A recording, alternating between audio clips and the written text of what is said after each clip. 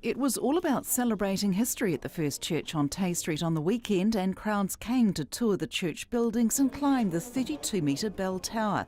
Reverend Richard Gray has had a long-standing family history with the church, preaching from the same pulpit as his great-grandfather, who was minister when the building design was chosen.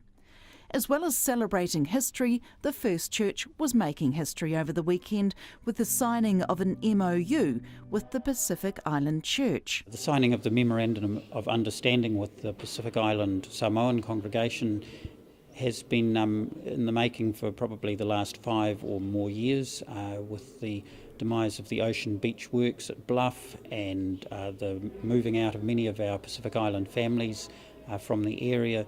The congregation became smaller and smaller, and they also had some issues with their building in Ness Street that just became beyond them, and so they needed somewhere to come and worship, and they have been worshipping with us over a number of years now, but we've come to this formal understanding. It's really just a securing of some of the financial assets and their place as a community within the church here, and so that the life and uniqueness of Samoan worship and cultural activities can continue but be part and incorporated into the life of First Church. So it will mean changes for both First Church and for the Samoan community as well. And while there were new beginnings, chapters were also being closed, with yesterday's service of Holy Communion, Reverend Gray's last with First Church. Following this weekend, I'm heading up to Waiuku in South Auckland, where I'm going to be minister of a Methodist Presbyterian parish there. With the seal of approval from engineers, it's hoped the history of this fine example of Italian Romanesque design can be celebrated again